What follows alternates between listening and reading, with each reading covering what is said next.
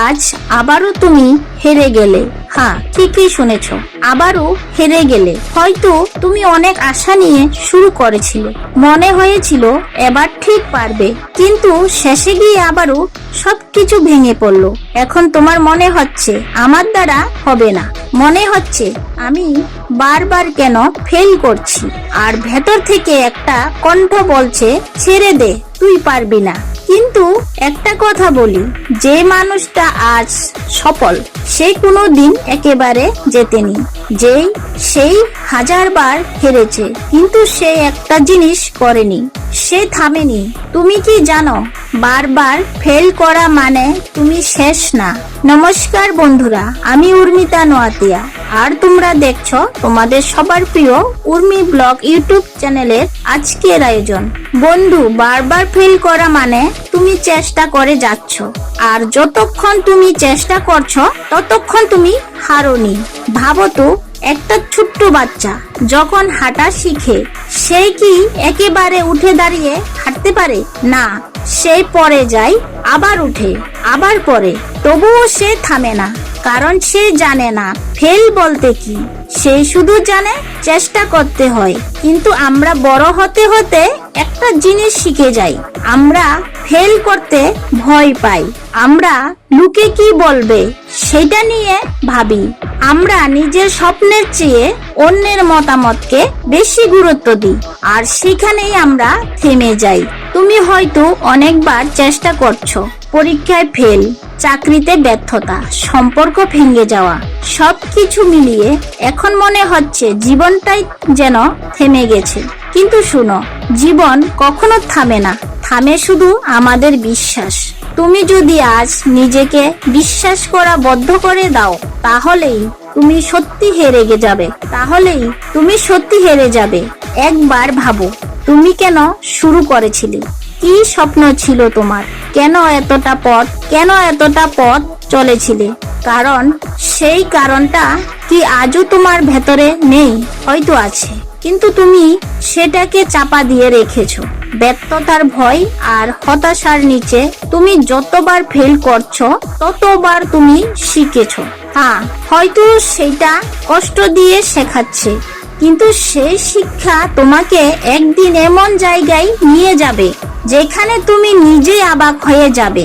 জানো, ব্যর্থতা আসলে একটা পরীক্ষা। এটা দেখে তুমি কতটা শক্ত, কতটা ধৈর্যশীল।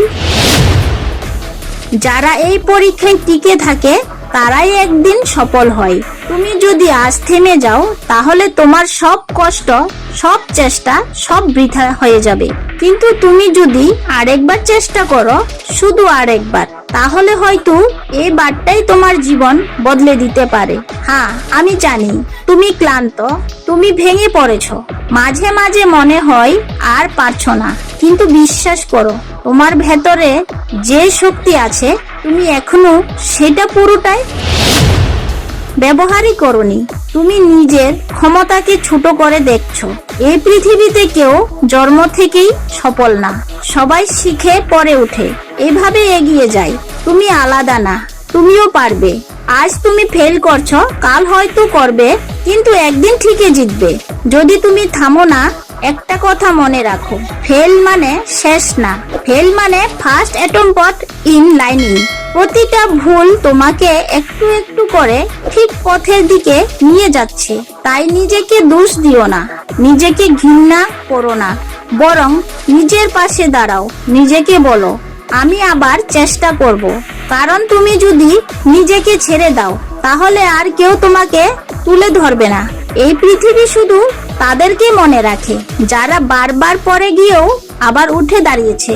তুমি কি সেই মানুষ হতে চাও না? তুমি কি চাও না একদিন সবাই বলুক, ওই মানুষটা এক সময় অনেকবার ফেল করেছিল, কিন্তু আজ দেখো কোথায় পৌঁছে গেছে? সেই গল্পটা তোমারও হতে পারে। আজকের এই কষ্ট, এই ব্যর্থতা, সবকিছু একদিন তোমার সবচেয়ে বড় শক্তি হয়ে দাঁড়াবে। তুমি যখন পেছনে ফিরে তাকাবে, তখনই বুঝবে এই ফেলগুলোই তোমাকে তৈরি করেছে। তাই আজ থেমে যেও না, আরেকবার চেষ্টা করো, আরেকটু লড়ো, আরেকটু বিশ্বাস রাখো নিজের উপর।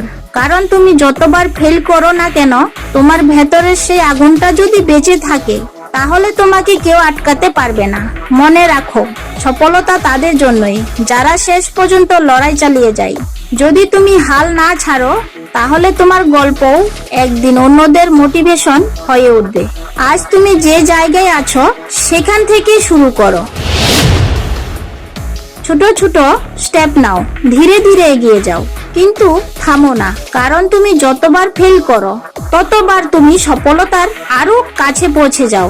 এটাই সত্যি, এটাই জীবন, আর এটাই তোমার গল্প, যেটা এখনো শেষ হয়নি। আগামীকাল ঠিক বিকাল 4টায় মোবাইলে অ্যালার্ম দিয়ে রাখে বিস্তারিতভাবে কম সময়ে জানাতে।